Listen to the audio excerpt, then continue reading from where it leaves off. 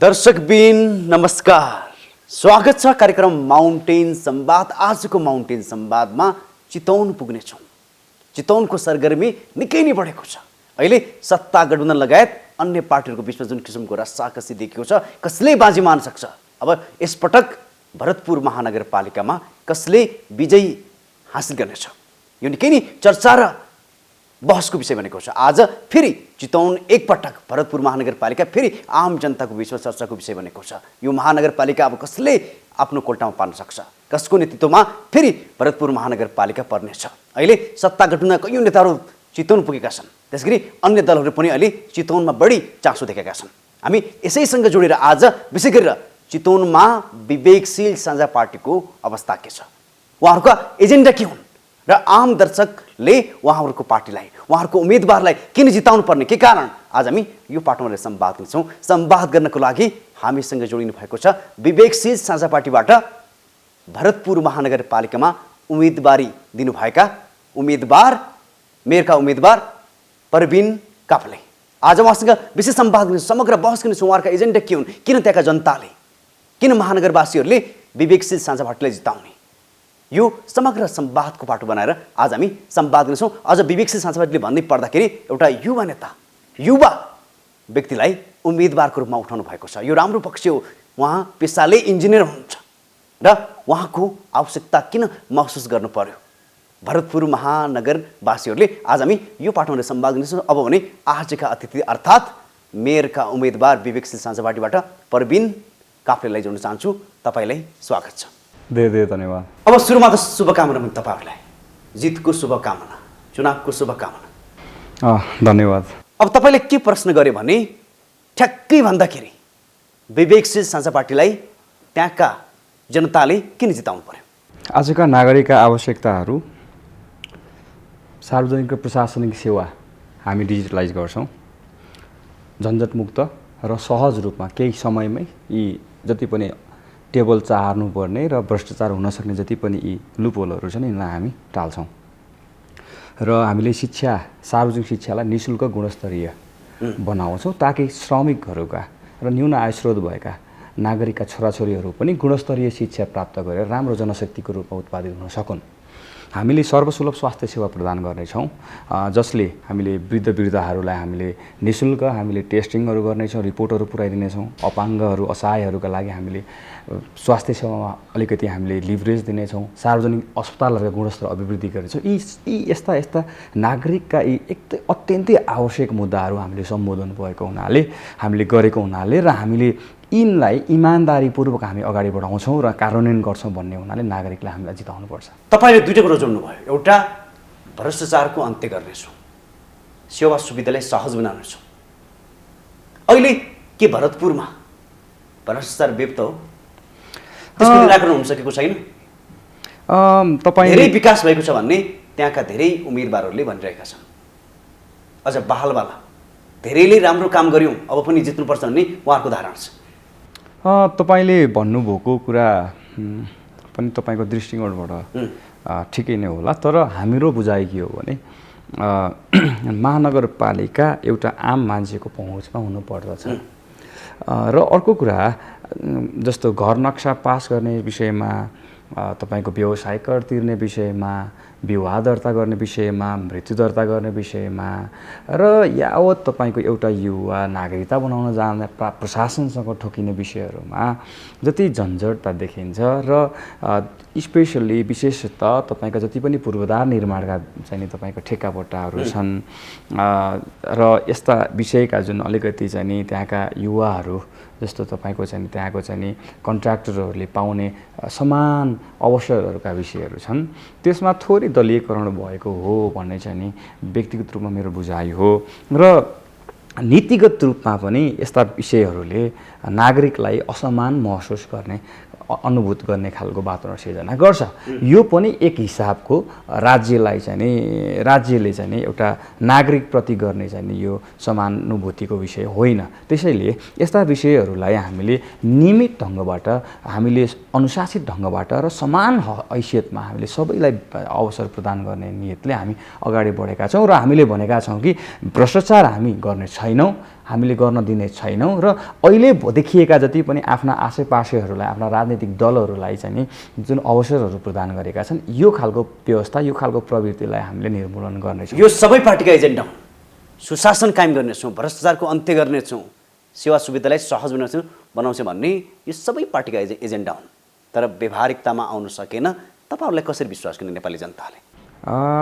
हेर्नुहोस्, विवेकशील साझा पार्टीको आधार स्तम्भहरू हामीले स्टिम भन्ने गरेका छौँ, सिस्टम, ट्रान्सपरेन्सी, इन्टिग्रिटी र मेरिटोक्रेसी भन्छौँ होइन। यो त सबैले भन्छ, मैले फेरि पनि ठिक छ। हामीले एउटा कुरा के छ भन्दा हाम्रो जुन राजनीतिक सङ्गठन छ त्यो अर्ग्यानिक छ होइन त। हामीले कुनै पनि तपाईँको पेसागत सङ्गठनहरू निर्माण गरेका छैनौँ, हामीले विद्यार्थी राजनीति गरेका छैनौँ, हामीले तपाईँको चाहिँ नि कुनै पनि उद्योगहरूमा हामीले तपाईँको चाहिँ नि मजदुरको सङ्गठन निर्माण गरेका छैनौँ। र हामीले भन्दै आएको विषय के हो भन्दाखेरि हामी पारदर्शी बनाउँछौँ, हामी इमान्दार रहन्छौँ, हामी काम गर्छौँ र हामीले सृजनशील तवरबाट समाधानमुखी निकास दिने प्रयत्न गर्छौँ। त्यसैले हामी नयाँ पुस्ता पनि हौँ, हामी नयाँ आवाज पनि हौँ र हाम्रो पृष्ठभूमि पनि सफा नै छ। र हामीले यदि अवसर पाएको खण्डमा तपाईँले व्यक्तिगत रूपमा तपाईँको पुरानो पुस्तालाई यदि विश्वास गर्न सक्नु भएन भने तपाईँले आफ्नो छोराछोरीको पुस्तालाई पनि विश्वास गर्नुहुन्न त? के त्यो न्यायसङ्गत हुन्छ? हुँदैन। हाम्रो बुझाइ के हो भने नयाँ पुस्ताले अवसर पाउनुपर्छ। जुन हुटुटी बोकेको छ नयाँ पुस्ताले, जुन चाहना देखाएको छ, जुन इच्छा शक्ति देखाएको छ, र हामी रहरको राजनीति गरिरहेका छैनौँ। हामी नागरिकका दिनानुदिन समस्याहरूलाई हामीले उठान गरिरहेका छौँ, हामीले विविध क्याम्पेनहरू गरिरहेका छौँ। यसैबाट पनि के कुरा प्रष्ट हुन्छ भन्दा हामी साँच्चीकै सही नियतबाट यो समाज रूपान्तरण गर्नुपर्छ भनेर आएको हुनाले हामीलाई अरूभन्दा फरक सोचिदिन एउटा बेनिफिट अफ डाउट भन्ने पनि हुन्छ, त्यो चाहिँ हामीलाई दिनुपर्छ। हामीलाई एउटा मौका दिनुपर्छ। हामीले गर्न सकेनौँ भने बल्ल अहिले तपाईँले भन्नुभएको बिन्दुमा हामी आउँछौँ, तर हामीले मौका पाएका छैनौँ। हामीलाई अहिले त्यो भनिहाल्नु त्यति न्यायसङ्गत हुन्छ भन्ने लाग्दैन मलाई। तपाईँलाई मैले यो प्रश्न किन गरेको भने सबै पार्टीले गाउँघर र घर दैलो कार्यक्रममा यही जवाब बोकेर जाँदैछन् र आम जनतालाई भ्रमित पनि पारिराख्नु भएको छ। यो सत्य पनि होला, तर कयौँ पटक यही बोलेर पनि पार्टीहरूले व्यवहारमा उतार्न सकेन। अब तपाईँहरूलाई किन जनताले मत दिने र कसरी विश्वास गरेर यी पार्टीले किन व्यवहारमा ल्याउन सकेन त्यसो भए? यथावत ठुला दलका राजनीतिक सङ्गठनहरू जति पनि छन् त्यो अध्ययन त तपाईँहरूले गर्नुभयो होला नि त, उहाँहरू किन असफल भए? राजनीतिक सङ्गठनहरू र उहाँका कार्यकर्ताहरूको जुन एउटा शैली छ, प्रवृत्ति छ, त्यो चाहिँ नि राज्यलाई दोहनकारी उन्मुख बनाउने नै उहाँहरूको त्यो प्रवृत्ति छ होइन। र हाम्रो पार्टीमा शिक्षित युवाहरू जो आफै पनि स्वरोजगार हुनुहुन्छ, रोजगारी भइराख्नु भएको छ, सृजनशील हुनुहुन्छ, फरक ढङ्गबाट सोच्नुहुन्छ र आफ्नो क्षेत्रमा सफल व्यक्तित्वहरू भएको हुनाले हाम्रो पेसा चाहिँ राजनीति होइन कि हामी। त्यसो तपाईँको पेसा के हो? पेसाले भन्नुहुन्छ भने म आजको दिनमा पनि इन्जिनियर हुँ। मेरो घरको चुलो इन्जिनियरिङ पेसाबाटै चल्छ र बाँकी जुन समय हुन्छ बाँकी समयलाई मैले समाजको लागि योगदान गर्नुपर्छ भनेर आएको छु होइन त। त्यसैले हामीलाई बाध्यता के छैन भने नेताहरूलाई दोहन गर्ने, नेताहरूको मार्फत उनीहरूलाई परिचालन गरेर उनीहरूलाई चाहिँ दबाब सिर्जना गरेर हामीले राज्यबाट स्रोत साधन लिएर हामी अगाडि बढ्ने नीति छैन। हामीले यी कुराहरू जनतालाई बुझाउन सकेनौँ त्यो दोस्रो कुरा होला, उहाँहरूले पनि महसुस गर्ने विषय रहन्छ। तर हाम्रो नियत सफा भएको हुनाले यदि हामी गर्दै जाने हो र निरन्तर हिसाबले अगाडि बढ्दै जाने हो भने चाहिँ नि हामीलाई पक्कै पनि जनताले विश्वास गर्नुहुनेछ। अब तपाईँले के जोडौँ भने चितवन धेरै दृष्टिकोणबाट चर्चाको ठाउँ भरतपुर महानगरपालिका, राजनीतिक हिसाबले भनौँ, पोलिटिकल हिसाबले भनौँ, सम्भावना बोकेको ठाउँ।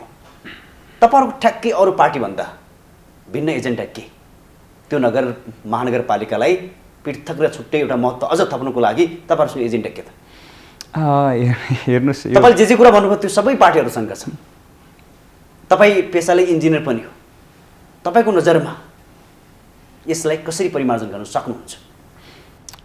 यो संसारमै पनि त्यस्तो अनौठो नयाँ भन्ने त केही छ जस्तो लाग्दैन। हामी पनि त्यस्तो चमत्कारिक हिसाबबाट नयाँ मुद्दा लिएर आउने भन्ने जुन आम एउटा चाहिँ नि हाम्रो जस्तो अविकसित समाजमा नागरिकहरूले सोच्ने खालको जुन एउटा प्रवृत्ति छ होइन, त्यसलाई स्वाद दिने गरी त त्यो हामीसँग जवाफ त छैन। तर हामीले भन्ने गरेको विषय के हो भने जस्तो समाजवाद उन्मुख हाम्रो यो संविधान रहँदै गर्दाखेरि समाजवादले प्रत्याभूति गरेका सुनिश्चित गरेका शिक्षा स्वास्थ्यका विषयहरू छन्, सामाजिक सुरक्षाका विषयहरू छन्, शान्ति सुरक्षाका विषयहरू छन्, पर्यावरणका विषयहरू छन् हैन, व्यवस्थित पूर्वाधार निर्माणका विषयहरू छन् हैन, नागरिकका तपाईँका चाहिँ नि सहजताका विषयहरू छन्। यिनलाई हामीले गम्भीरतापूर्वक लिएर हाम्रो चुनावी तपाईँको चाहिँ नि सङ्कल्प पत्रमा पनि हामीले तिनलाई इमान्दारीपूर्वक हामीले राखेका छौँ। हामीले कुनै मोनोरेल दौडाउने, हामीले कुनै पानीजहाज दौडाउने भन्ने गुडाउने, हामीले ती खालका कुराहरूलाई हामीले अहिले थाती राखेर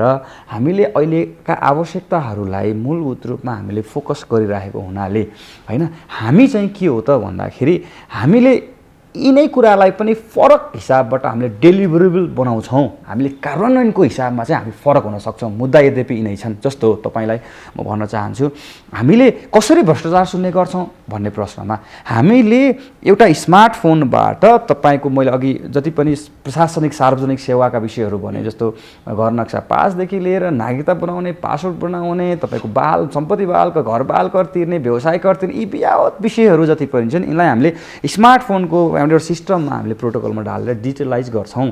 यसले टेबल चार्दै हिँड्नुपर्ने महानगरपालिकाभित्रका सरकारी तपाईँको चाहिँ कर्मचारीहरू बलवान शक्तिवान हुने हैन, उनीहरूले त्यो सिस्टमलाई चाहिँ पद्धतिलाई चाहिँ तपाईँको छलेर चाहिँ जान खोज्ने वातावरण सिर्जना हुने छैन। दोस्रो कुरा, हामीले तर्साएर होइन, हामीले समन्वय गरेर उहाँहरूलाई ट्रेनिङ दिएर, जस्तो डिजिटलाइजेसनले के फरक पर्छ भन्दा एउटै मोनोटोनस काम एउटै काम गरिरहेका कर्मचारीहरूलाई अझै सृजनशील हुन सिकाउँछ, उहाँहरूलाई अझै सहज बनाउँछ र तपाईँको फरक फरक महाशाखा बिचको सम्बन्ध, अन्तर सम्बन्ध, जुन कनेक्टिभिटी, जुन कनेक्सन, जुन कम्युनिकेसनको प्रोसेस छ त्यसलाई थप मजबुत बनाउँछ। यसले यसरी भ्रष्टाचार उन्मूलन गर्न सक्छ। अर्को, शिक्षामा हामीले जुन तपाईँले शिक्षा त मुद्दा एउटै नै हो, तर हामीले के भनेका छौँ भने त्यहाँको स्थानीय करिकुलम, जुन स्थानीय पाठ्यक्रमलाई परिमार्जन गर्ने, इम्प्रोभाइज गर्ने, रिभाइटलाइज गर्ने हैन, तपाईँको त्यो त अधिकार क्षेत्राधिकार त त्यो भन्नाले आम जनताले बुझ्ने भाषा के स्थानीय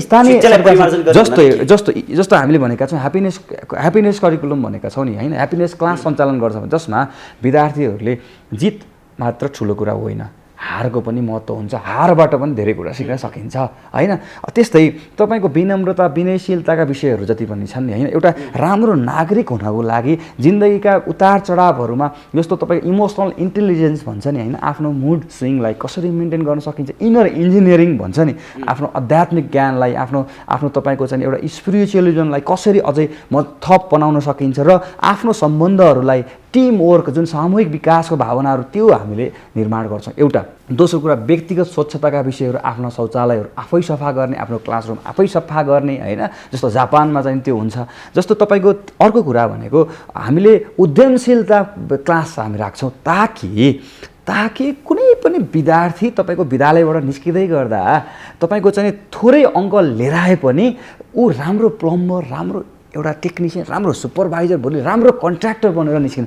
एउटा आजको दिनमा हामीसँग जुन कन्ट्र्याक्टिङको समस्या छ नि हैन, एउटा समय सीमामा नसकिने भन्ने, त्यो नैतिकवान, त्यो इमान्दार, त्यो हामीले जुन ह्याप्पिनेस क्लासबाट चाहिँ सिकाउँदै ग्रो अप गर्दै लिएर आएका विद्यार्थीहरू भोलिको दिनमा कन्ट्र्याक्टर बने तापनि उहाँसँग त्यो नैतिकता, त्यो इमान्दारिता, त्यो क्षमता भयो भने चाहिँ के हुन्छ भन्दा विकास निर्माण काम पनि सहज रूपमा हुने रहेछ होइन त। त्यस्तै तपाईँका चाहिँ नि उद्यमशील बने, अब जागिर खोज्दै हिँड्ने, भौतारिने, विदेश पलायन हुने अवसरका लागि त्यो वातावरण अन्त्य गर्नका लागि उद्यमशील क्लास हामी दिन्छौँ। त्यसले स्किल डेभलपमेन्टको प्लानिङ गर्छ। हामी जस्तो अहिले सिटिभिटी छ, सिटिभिटीसँग कोअर्डिनेट गर्न सकिन्छ। त्यस्तै अन्य तपाईँको निजी उद्योगहरूमा तपाईँका चाहिँ साना उद्योगहरू कसरी सञ्चालन गर्ने, त्यसका विधिहरू के हुन्, कसरी उनलाई अझै मोर प्रफिट निकाल्न सकिन्छ, यस्ता कुराहरू हामी सिकाउँछौँ र युवाहरूलाई उद्यमशील बन्न सिकाउँछौँ। अबका प्रोडक्टहरू, अबका विद्यालयबाट निस्केका जनशक्तिहरू उद्यमशील युवाको रूपमा परिणत हुनुपर्छ। यो हाम्रो शिक्षा नीति हो। त्यो विद्यालयबाटै त्यस्तो खालको विद्यार्थी उत्पादन गर्ने तपाईँहरूको रणनीति हो? हजुर, त्यो सम्भव छ? एकदमै सम्भव छ। यसमा तपाईँलाई म भन्न चाहन्छु, हामीले भ्रष्टाचार न्यूनीकरण गर्न सक्यौँ भने हामीले, दोस्रो कुरा, हामीले महानगरको जुन बजेट छ त्यसलाई 20% हामी शिक्षामा छुट्याउँछौँ।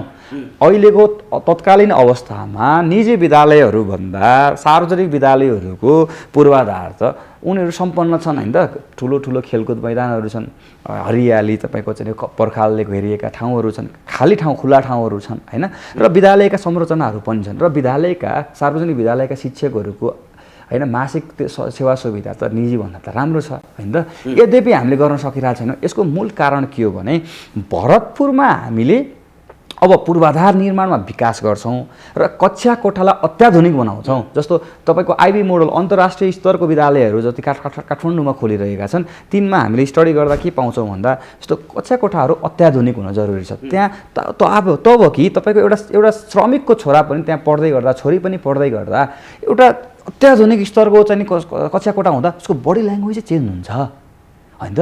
आजको शिक्षक सार्वजनिक विद्यालयमा पढाउने शिक्षकको कन्फिडेन्सको लेभल के छ होइन, म सार्वजनिक शिक्षा म चाहिँ तपाईँको चाहिँ मेरो जीवन यापन गरिरहेको छु भन्दाखेरि ऊ खुसी हुन सक्ने छ त छैन। हामीले शिक्षकहरूको पेसालाई यति सम्मानित बनाउँछौँ समाजमा कि शिक्षक हुनलाई अब तछाड मछाड हुनुपर्छ होइन, त्यो वातावरण सिर्जना गर्छ। त्यसको लागि पैसा मात्रै होइन क्या सर, त्यसमा हामीलाई चाहिने भनेको इच्छा शक्ति हो, हाम्रो भिजन हो, हाम्रो सङ्कल्प हो र त्यो व्यवस्थापन समितिलाई महानगरपालिकाले मजासँग बुझाएर हाम्रा यी मुद्दाहरू यी हुन् भनेर समावेशी ढङ्गबाट अगाडि बढ्न सकियो। सबैको सहभागिता हामीले चाहिँ जनाएर हामीले शैक्षिक तपाईँको अभिभावकहरूलाई पनि समन्वयन गरेर, विद्यार्थीहरूलाई पनि समन्वयन गरेर, शिक्षकहरूलाई समन्वयन गरेर, व्यवस्थापन समितिलाई समन्वयन गरेर, तपाईँको स्थानीय सरकार तहसँग समन्वयन, प्रदेश र केन्द्रसँग समन्वयन गरेर पर्यो भने त हामीले आम आदमी पार्टी दिल्ली सरकारसँग पनि समन्वयन गरेर शिक्षा नीतिलाई हामीले आमूल रूपमा अगाडि बढाउँछौँ, रूपान्तरण गर्छौँ र शैक्षिक गुणस्तरलाई अभिवृद्धि गरेर अब शिक्षा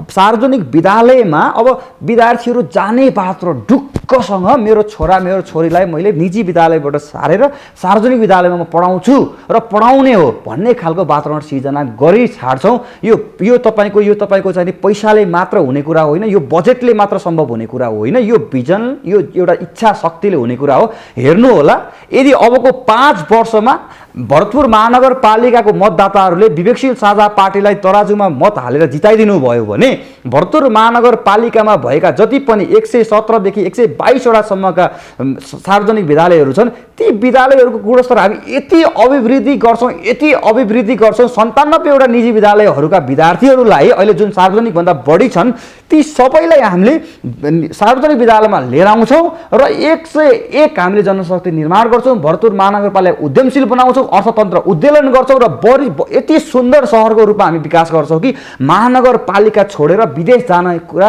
हाम्रो कल्पनाको विषय रहोस्। हामीले बरु अरू जिल्लाका अरू महानगरपालिका अरू नगरपालिका विद्यार्थीहरूलाई महानगरमा लिएर आएर पढ्ने गरी खाने बस्ने वातावरण हामी सिर्जना गर्छौँ। यो हाम्रो प्रतिबद्धता हो, यो नागरिक समक्ष हाम्रो बाचा हो। तपाईँले के कुरा पनि जोडौँ भने तपाईँले शिक्षा कुरा गर्दै गर्दाखेरि आज धेरै युवाहरू जो पढेर सम्पन्न छन्, योग्य छन्, ती युवाहरू विदेश पलायन हुँदैछन्, देशभित्र रोजगारी पाउँदैन। भरतपुर महानगरपालिकाभित्र पनि महानगरभित्र पनि धेरै युवाहरू बेरोजगार छन् जसले राम्रो शिक्षा अध्ययन गर्नुभएको छ। अनि शिक्षामा अभिवृद्धि गरेर मात्रै के फाइदा? हेर्नुहोस्, पूर्वाधारको पनि पूर्वाधार भनेको शिक्षा, इन्फ्रास्ट्रक्चर भनेको शिक्षा हो। शिक्षाको यति महत्त्व हुन्छ नि हेर्नुहोस् होइन, आजको हाम्रो विद्यार्थीहरूलाई त्यो नैतिक शिक्षा हामीले सही रूपमा दिन सक्ने हो भने मातृभूमिप्रतिको प्रेम। तपाईँलाई के सोध्यो भने अहिले युनिभर्सिटीबाट लाख विद्यार्थीहरू उत्पादन हुन्छ, तर ती विद्यार्थीहरूमध्ये 5% मात्रै रोजगारी पाउँछ होला देशभित्र। कयौँ विद्यार्थीहरू अल्पत्र पर्छन्, बाध्य भएर खाडी मुलुक जान बाध्य छन्। त्यस्तो शिक्षा पढाएर के काम? त्यही त हामीले अब यसलाई रूपान्तरण गर्न हामीले विद्यालयदेखि नै उद्यमशीलताको प्रवर्धन गर्छौँ। दोस्रो कुरा, हामीले भरतपुर महानगरपालिकामा भएका ओडाहरूमा हामीले साना उद्योगहरूलाई प्रवर्धन गर्छौँ क्या। हामीले महानगरपालिकाभित्र यति धेरै कृषि उत्पादन हुन्छ, फलफुल तरकारीहरू होइन, त्यस्तै अब जस्तो तपाईँको हाम्रो देशमै पनि चाहिने अनेक खालका उत्पादनहरू त अहिले विदेशबाट आउने गरेका छन्। ती हामीले पत्ता लगाएर साना मेसिनहरू 10 लाखभन्दा मुनिका 5 लाखका मेसिनहरू, ती औजारहरू लिएर आएर होइन हामीले चाहिँ तपाईँको चाहिँ ती विद्यार्थीहरूलाई हामीले तपाईँको चाहिँ सिड जस्तो सिड मनी हामीले दिएर होइन महानगरपालिका 2 लाख 3 लाख हामी दिन सक्छौँ नि त। त्यो भएर एउटा परिवारलाई नै एउटा उद्यमशील बनाउने खालको वातावरण सिर्जना गर्न सकियो र त्यहाँको विद्यालयबाट निस्किँदै गरेको युवा त्यो उद्यमशीलताको आइडियासँग कनेक्ट गराउन सकियो भने नि विदेश भन्ने सोच्नु पर्दैन। आजको दिनमा विदेश जाने, तपाईँको विदेशमा यात्रा गर्ने, विदेशमा काम गर्ने भनेको रहर होइन, बाध्यता हो। महानगरपालिकाले त्यो वातावरण सिर्जना गर्न सक्यो र जति पनि युवाहरूले व्यवसाय गर्न खोजिरहेका छन्, एक त तपाईँको व्यवसाय दर्ता गर्न जाँदाखेरि कि झमेला मैले अघि भने त्यसलाई हामीले डिजिटलाइजेसन गर्छौँ होइन, सहज हुन्छ। दोस्रो कुरा तपाईँको व्यवसायको पनि तपाईँको चरणहरू हुन्छन् कि व्यवसाय गरेको 2 वर्षभित्रमा सुरुको 6 महिना, त्यसपछिको 6 महिना, अर्को 6 महिना, अर्को 6 महिना गर्नुभयो भने ती फरक खालका लेसनहरू दिने खालका चरणहरू हुन्छन्। हामीले महानगरले एउटा एउटा एउटा यस्तो सक्षम व्यक्तिहरूको, एउटा सक्षम युवाहरूको, एउटा सक्षम तपाईँको व्यक्तित्वहरूको हामीले एउटा सोलिड टिम बनाउँछौँ जसले हाम्रा महानगरभित्रका युवाहरूलाई स्वरोजगार बनाउन, उद्यमशील बनाउन सहयोग गर्छ। त्यो परामर्श गर्न सक्छ होइन। तपाईँले हामीले भने सिड मनीका कुराहरू हुन सक्छन्, आइडियालाई अझै रूपान्तरण गरेर अझै खारेर यो गर्नुहोस् भनेर हामीले पहल कदम लिन सक्छौँ। सामूहिक कृषि प्रणाली हामी लागू गर्न सक्छौँ। पर्यटनमा पनि जस्तो पर्यटनका व्यवसायमा पनि त्यहाँको समुदायसँग कनेक्ट गरेर जोडिएर बल्ल व्यवसाय गर्न मिल्ने खालको वातावरण सिर्जना गर्छौँ भनेपछि अब नागरिकलाई हामीले अर्थतन्त्रसँग जोड्न सक्ने खालको नीति अख्तियार गऱ्यौँ भने चाहिँ नि तपाईँले जुन उल्लेख गर्नुभयो त्यो समस्या सहज रूपमा चाहिँ हामीले निर्मूल गर्न सकिन्छ। त्यसो भए तत्कालको लागि यदि विवेकशील साझा पार्टीले भरतपुर महानगरपालिकामा जित्यो भने कैयौँ युवाहरू बेरोजगार छन्, कैयौँ युवाहरू विदेश छन्, ती युवाहरूको लागि तपाईँहरूको योजना के हो?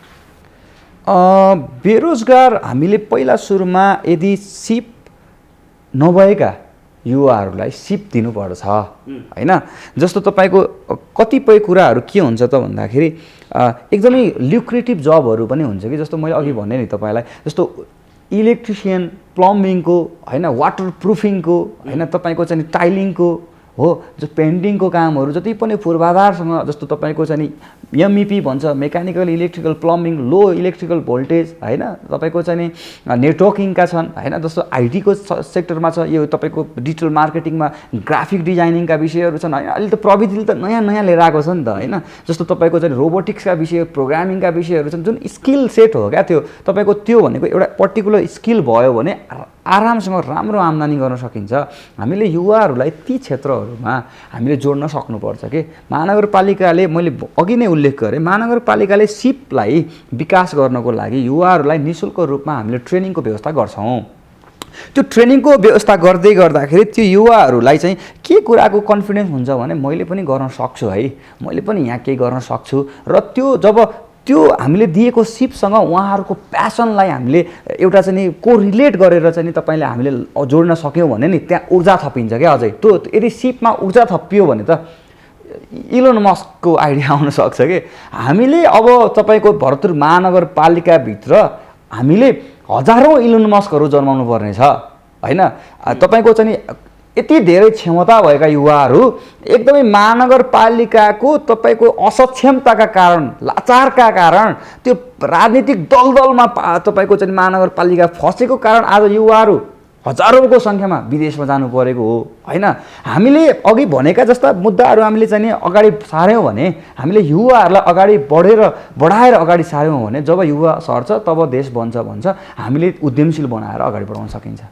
थोरै मैले गठबन्धनको पार्टीलाई पनि जोडेँ। अहिले गठबन्धनको नजर त्यही छ, बागी उम्मेदवार पनि भएको कारणले गर्दा पनि अझ नेपालका शीर्ष नेताहरूको भेटघाट त्यहाँ छ सत्ता गठबन्धनभित्रको। अहिले पनि यो संवाद हामी गरिरहेका छौँ, केही दिन यता अहिले नेताहरूको चहपल त्यही नै छ। अब रेणु दाहाल अहिले पनि फेरि भरतपुर महानगरपालिकाको लागि उम्मेदवार दिइसक्नु भएको छ। उहाँको भनाइ के छ भने मैले धेरै राम्रो काम गरेको छु, त्यसकारण फेरि पनि मै जित्नुपर्छ।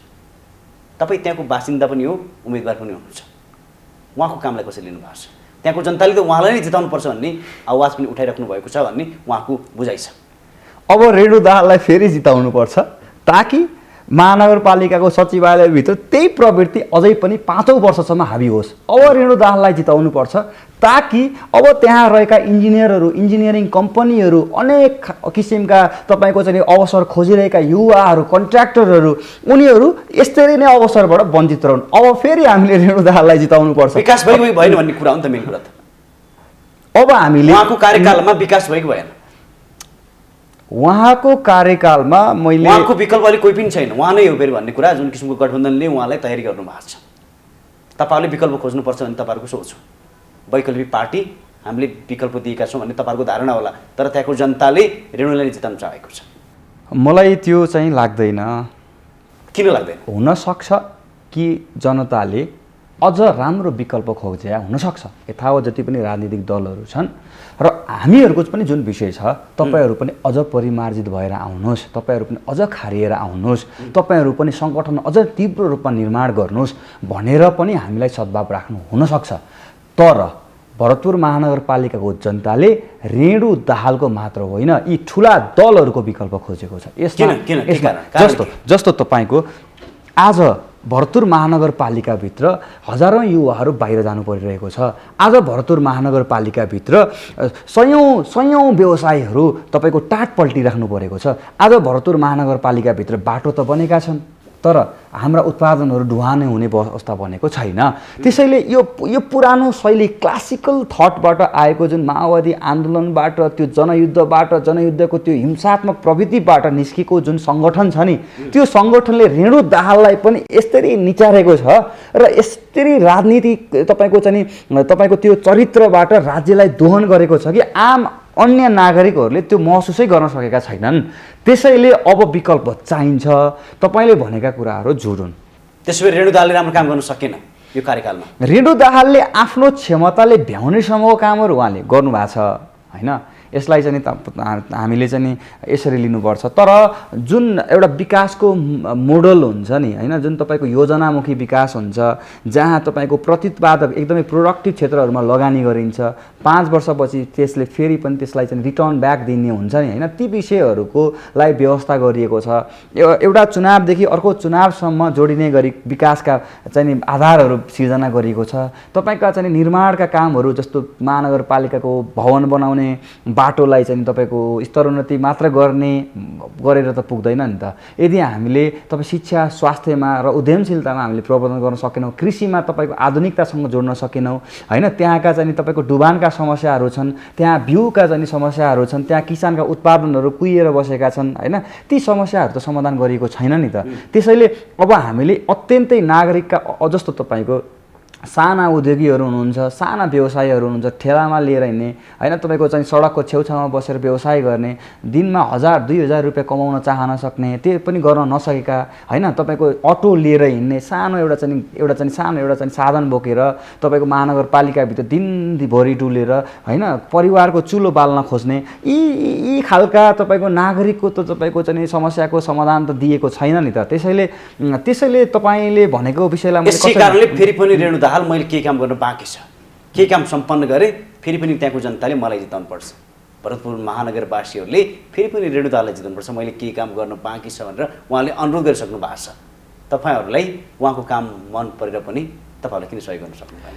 वैकल्पिक रूपमा तपाईँहरूले नै जिताउनु पर्ने त्यहाँको जनताको आवश्यकता के? उहाँहरूको सङ्गठनको प्रवृत्ति तपाईँले यदि हेर्नुहुन्छ भने त्यो सङ्गठन सुशासन उन्मुख छैन, त्यो सङ्गठन अनुशासित छैन, त्यो सङ्गठन तपाईँको आर्थिक रूपमा चलायवान छैन, त्यो सङ्गठन एकदमै प्रोडक्टिभ, इफिसियन्ट र तपाईँको चाहिँ भरपर्दो विश्वसनीय छैन र व्यक्तिले मात्र चाहेर विकास हुने विषय पनि होइन। तपाईँको चाहिँ नि उहाँलाई जसरी घेरिएको छ, सचिवालयदेखि लिएर उहाँका सङ्गठन, उहाँका युवा पुस्ता साथीहरूले जसरी घेर्नु भएको छ र तपाईँले देख्न सक्नुहुन्छ।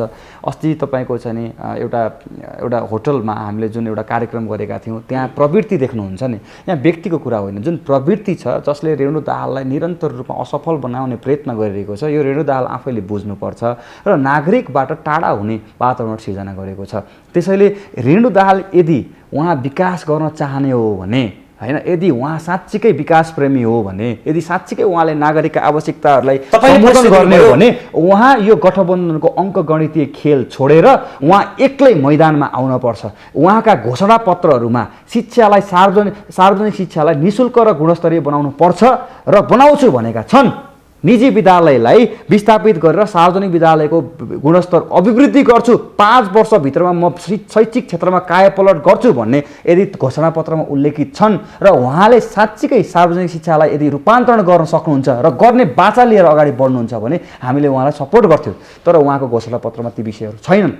उहाँको घोषणापत्रमा के विषयहरू छन् त भन्दा ठुला ठुला आयोजनाहरू मात्रै छन् होइन, ठुला ठुला सपनाहरू बाँडिएका छन्, अनुदानका मात्र विषय छन्। के अनुदान पेपरमा मात्र अनुदान भएर वास्तविक कृषकलाई के अनुदान पुगेको छ? होइन, तपाईँको चाहिँ राजनीतिक दलका कार्यकर्ताहरूलाई पेपरमुखी अनुदान बाँडेर पोषण गरेर जुन भोट बढाउने काम गरेको छ त्यो अत्यन्तै निन्दनीय छ। हामीले त्यसैले विकल्प खोजेका छौँ। भरतपुर महानगरपालिकाका नागरिकले विकल्प खोजेका छन्। आजको दिनमा यदि हामी विवेकशील साझा पार्टीले हाम्रा विषयहरूलाई नागरिकहरूलाई बुझाउने हो भने हाम्रो जित सुनिश्चित छ भन्ने लाग्छ। त्यसो भए त्यहाँका आम जनताले न्याय पाएको छैन, रेणु दाहालको चाहिँ कार्यकालमा न्याय पाउन सकेन।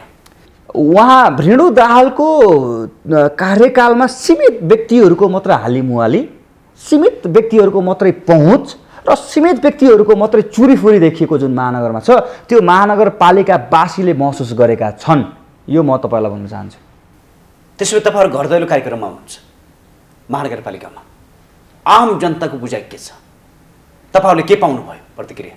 हामीले त अत्यन्तै सौहार्दपूर्वक वातावरण देखेका छौँ। जस्तो तपाईँको हाम्रो 29वटा वडाहरूमा हामी कुना काप्चाबाट सुरुवात गरेका छौँ। जस्तो अस्ति पनि हामी शरणपुर भन्ने ठाउँ गयौँ जहाँ हाम्रो वडाध्यक्ष एकदमै युवा हुनुहुन्छ, उहाँले राम्रो वातावरण सिर्जना गर्नुभएको छ र त्यहाँको नागरिकहरूले चाहिँ तपाईँहरू युवा हो, तपाईँहरू अनटेस्टेड हो, तपाईँहरू शिक्षित पनि हो, गर्न सक्ने पनि हो, तपाईँहरूलाई अगाडि बढाउनुपर्छ, तपाईँहरूलाई विश्वास गर्नुपर्छ भन्नुहुन्छ। कतिपयले तपाईँको इन्टरभ्यू पनि हेऱ्यो, तपाईँ निकै सक्षम हुनुहुँदो रहेछ भन्नुहुन्छ, होइन, प्रशंसा गर्नुहुन्छ। र अनि अर्को कुरा उहाँहरूले फिडब्याक पनि के दिनुहुन्छ भन्दाखेरि तपाईँहरू अझै यसरी नै गरिराख्नुहोस् है, तपाईँहरू चाहिँ नि हिम्मत नहार्नुहोस् है, हामीले पक्कै पनि तपाईँहरूलाई विश्वास गरेका छौँ, गर्छौँ र तपाईँहरू नेतृत्वमा पुग्ने दिन आउँछ भनेर हौसला पनि बढाइदिनुहुन्छ। एउटा राजनीतिक पार्टीको कार्यकर्ता र राजनीतिक पार्टीको नेताको हिसाबले नागरिकबाट ती शब्दहरू आउनु त निकै सकारात्मकपूर्ण हुन्। त्यसो तपाईँलाई खुसी लागिरहेको छ? एकदमै। तर भरतपुर महानगरपालिका रस्साकसीमा छ अहिले राजनीतिक हिसाबले। राजनीतिक उथल पुथलको ठाउँ भनेर चिनिने भरतपुर महानगरपालिका, त्यो जित तपाईँहरूको पक्षमा पर्ला भन्ने सम्भावना कतिको छ? के पाउनु भएको छ? हामी निकै सकारात्मक छौँ। त्यो त एउटा बाटो होला, तर व्यवहारिकतामा आउँदाखेरि कतिको सहज असहज छ तपाईँहरूलाई? आजको 5 वर्ष अगाडिको स्थानीय निर्वाचन र अबको स्थानीय निर्वाचनमा नागरिकको जुन सचेतना छ, जुन कन्सियसनेस छ र जुन बुझाइ छ त्यो एकदमै त्यसको गुणस्तर अभिवृद्धि माथि उठिसकेको छ एउटा कुरा होइन त। तर तपाईँहरू माथि उठ्नु सक्नु भएन नि त। विवेकशीलको हेर्नु त कति राम्रो उत्साह थियो 2074मा हेर्दाखेरि, निकै नै आम जनताको रुचि र मन पराएको पार्टी। तर आज आइपुग्दाखेरि तपाईँहरू कहाँ पुग्नुभयो? विवेकशील साझा पार्टी एक त यो स्थानीय निर्वाचन कुनै बातको लडाइँ होइन। हामी बातको कुनै पनि त्यहाँको उम्मेदवारले यो बात म मान्छु भनेर भन्दै गरेको छैन। स्थानीय निर्वाचनलाई चाहिँ तपाईँको निर्दलीय बनाउनुपर्छ भन्ने पनि तपाईँको आवाजहरू उठेका छन्। त्यसैले यसमा हामी बातको विषय हामी नगरौँ। यद्यपि तपाईँले जुन पार्टीको विषय उठान गर्नुभयो त्यो पार्टीको विषयमा सामान्य कुरा छ त। तपाईँले एक टिकाउन सक्नु भएन।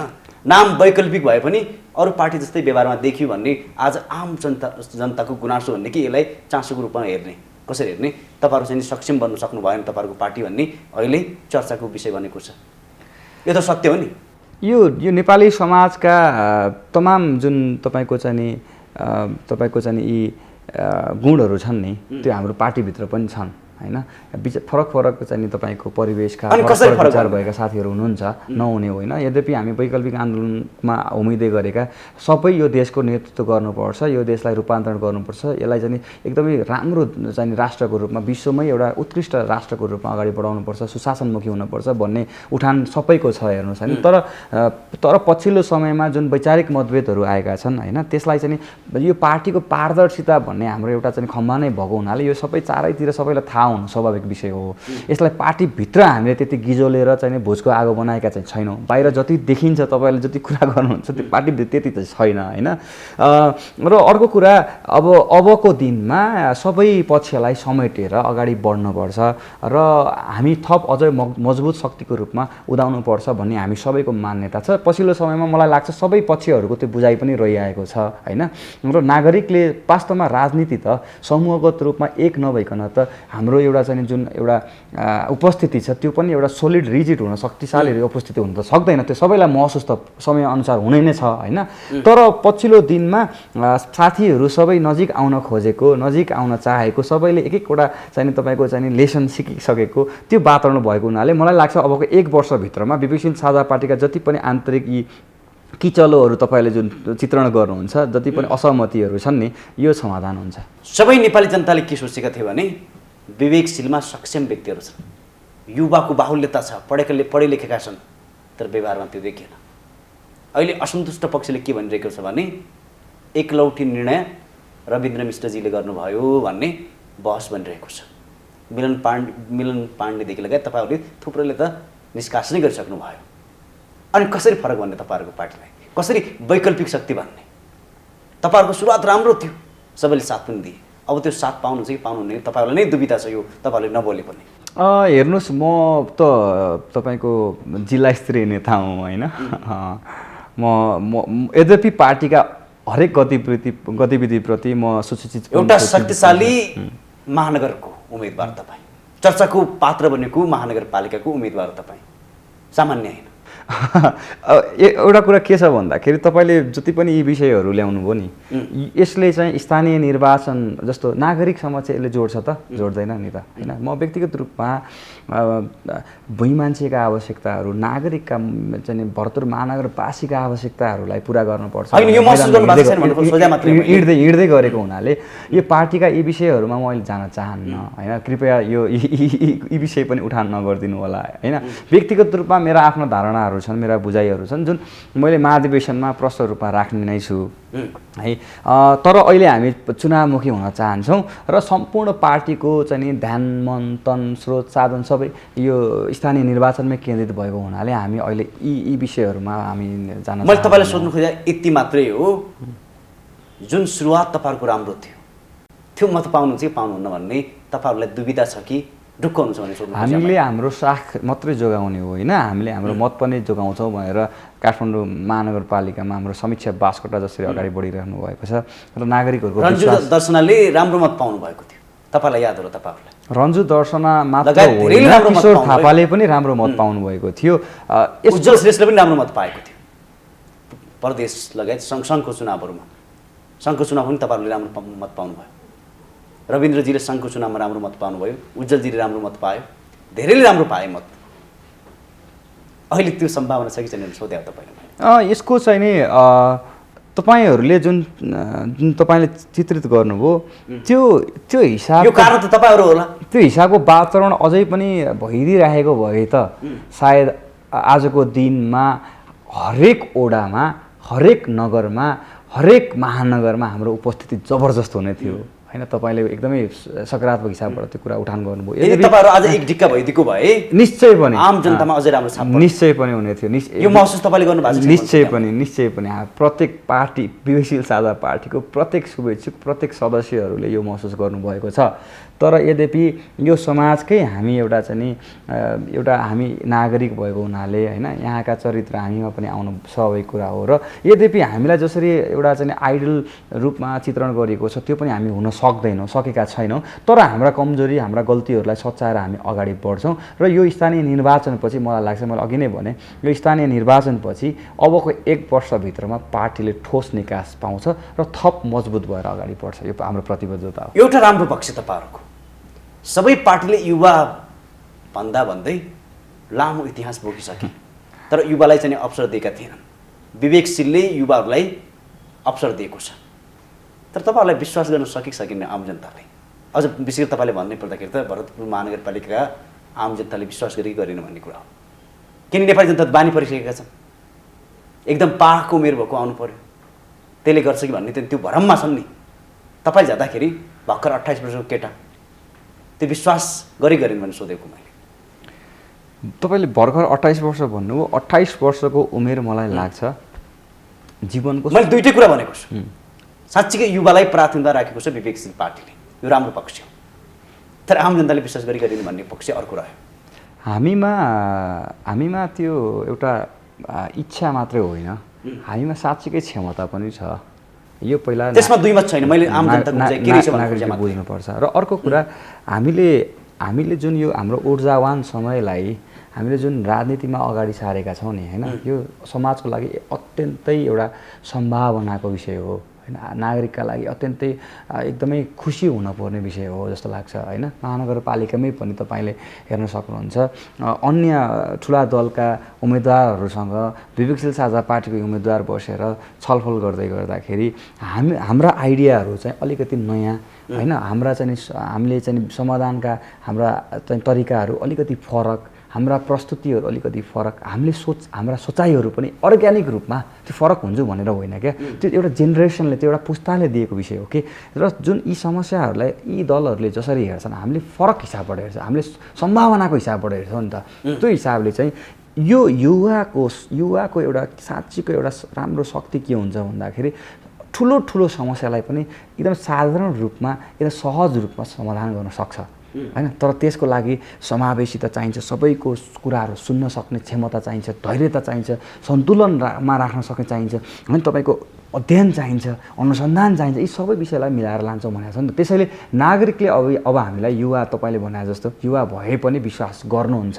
र ठुला अरू अन्य सफल देशहरूमा हेर्नुहोस् त होइन, 32 वर्षमै चाहिँ प्रधानमन्त्री भएको छ, यो त राम्रो पक्ष हुनुपर्छ एकदमै। तर आम जनताले तपाईँले कसरी हेर्नुभयो भनेर मात्र सोधे मात्रै मैले। उहाँहरूको चाहिँ मनोधारणा नेपाली जनता पनि अत्यन्त एकदमै प्रगतिशील एकदमै मनोभावको जनताहरू हुनुहुन्छ। उहाँहरू पनि अहिले यो प्रविधिको उच्चतम प्रयोग गरेर उहाँहरू सुशिक्षित भइसक्नु भएको छ, शिक्षित भइसक्नु भएको छ र उहाँहरूले अब यही निर्वाचन आएको छ।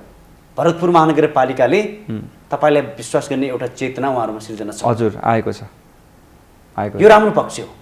अब युवाहरूले चलाउनु पर्छ स्थानीय तहलाई, देशलाई, प्रदेशलाई, यो राम्रो पक्ष। अब तपाईँलाई मैले के सोधेँ भने तपाईँले अघि पनि जोड्नु भएको थियो, भरतपुर महानगरपालिका तटीय क्षेत्र पनि हो, पर्यटकीय क्षेत्र पनि हो।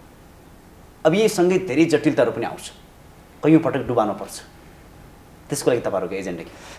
जटिलता त मैले त्यस्तो खास केही देख्दिनँ। मैले भन्ने गरेको छु पर्यटन र त्यहाँको चाहिँ नि त जुन डुबानको समस्या छ तिनको उपाय भनेको चाहिँ नि सबैभन्दा पहिला पर्यटनको लागि त्यहाँ थारू समुदायसँग त्यो पर्यटन व्यवसायलाई जोड्न सक्नुपर्छ र त्यहाँबाट लाभान्वित हुने अवसर दिनुपर्छ। जुन तपाईँको कृषिको विषय छ, कृषि उत्पादनलाई हामीले बजार व्यवस्थापन गर्न सक्नुपर्छ, शीत भण्डारको व्यवस्थापन गर्न सक्नुपर्छ। एकदमै राम्रो प्रविधिलाई हामीले किसानसँग जोड्नुपर्छ होइन। किसानहरूलाई साँच्चीको अनुदानको विषयमा जुन पेपर वर्क मात्र होइन, साँच्चीकै गरी खाने किसानहरूलाई चाहिएको आवश्यकता भएका किसानहरूलाई हामीले सहयोग गर्ने वातावरण सिर्जना गर्नुपर्छ। र डुबानको समस्या जुन मेगौलीको राप्ती र तपाईँको नारायणीको नदी वरपरका बस्तीहरू डुबानमा परिरहेका छन्, ती बस्तीहरूलाई डुबानबाट मुक्त गराउनको लागि हामीले तटबन्धन त्यो एउटा दीर्घकालीन योजना अन्तर्गत अगाडि बढाउन सक्छौँ होइन, गर्नुपर्छ।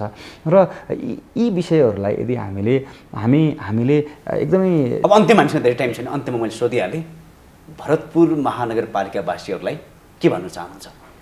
भरतपुर महानगरवासीहरूलाई मेरो एकमात्र अनुरोध के छ भन्दाखेरि हामी युवाहरू, हामी साँच्चीकै क्षमतावान, हामी साँच्चीकै ऊर्जावान, हामी साँच्चीकै त्यो एउटा रूपान्तरण गर्नुपर्छ भनेर हुटुटी बोकेर आएका छौँ। तपाईँहरूको घर दैलो गरिरहेका छौँ। भरतपुर महानगरपालिका धेरै ठुलो छ, तपाईँहरूले हाम्रो आवाज सुनि पनि रहनुभएका छ, हामीलाई देखि पनि रहनुभएको छ। हामीले कोभिडदेखि हामीले जस्ता हिसाबका अभियानहरू अगाडि बढाइरहेका छौँ, हामीले यी राज्यले गरेका गलत प्रवृत्तिप्रति हामीले जसरी आवाज उठाइरहेका छौँ, हामी रहरले मात्र होइन, हामी साँच्चीकै हामीले यो समाजलाई अगाडि बढाउनुपर्छ, रूपान्तरण गर्नुपर्छ भनेर सकारात्मक सोचका साथ आएको हुनाले अब युवालाई एकपटक विश्वास गरेर तराजुमा मतदान देखाइदिनुहोस्, महानगरपालिकाको नेतृत्व गर्ने अवसर प्रदान गरिदिनुहोस्। हामी दिन रात नभनी यहाँका युवाहरूलाई हामी समावेश गरेर विदेशमा हामीले विविध ट्रेनिङहरू स्कलरसिपको प्रोभिजन गरेर पठाएर फेरि फिर्ता लिएर आएर सचिवालयमा लिएर आएर हामीले आविष्कार केन्द्रहरू निर्माण गरेर हामीले शिक्षा, स्वास्थ्य, उद्यमशीलता, पर्यावरण, सामाजिक सुरक्षा, शान्ति सुरक्षा, व्यवस्थित पूर्वाधार निर्माण जति पनि विषयहरू छन् यसलाई हामीले राम्रोसँग सम्पन्न गर्नेछौँ र भरतपुर महानगरपालिकालाई देशकै उत्कृष्ट नमुना महानगरपालिका बनाइ छाड्नेछौँ। यो हाम्रो बाचा हो, यो हाम्रो प्रतिबद्धता हो। यसका लागि तपाईँले हामीलाई जिताइदिनुपर्छ, तराजुमा मत हालिदिनुपर्छ। पक्कै पनि तपाईँले भने जस्तै भरतपुर महानगरपालिका मात्रै होइन, देशैभरि युवाहरूको बाहुल्य आउनुपर्छ। अब देश र स्थानीय तहलाई युवाहरूले चलाउनुपर्छ भन्दै तपाईँहरूलाई फेरि पनि शुभकामना दिँदै चुनावको शुभकामना दिँदै यो संवाद स्कुललाई पनि धेरै धेरै धन्यवाद दिँदै बिदा हुन चाहन्छु। नमस्कार। धेरै धेरै धन्यवाद। दर्शकबिन, पक्कै पनि अब जनताले सक्षम योग्य युवाहरूलाई जिताउनुपर्छ। अब नेतृत्वमा युवाहरू आउनुपर्छ। त्यो विवेकशील साझा पार्टीले पनि जुन किसिमको तत्परता देखाएको छ, यो कुराको सबै पार्टीहरूले मन गर्नुपर्ने आजको आवश्यकता छ भन्दै चुनावलाई निष्पक्ष, धाँधली रहित र स्थानीय मैत्री बनाउनको लागि सबै नेपाली जनताले एक ठाउँमा आएर चुनावलाई सफल पार्नुपर्ने आजको आवश्यकता छ भन्दै आजको कार्यक्रमबाट म कार्यक्रम सञ्चालक खगेन्द्र विष्ट बिदा हुन चाहन्छु। नमस्कार।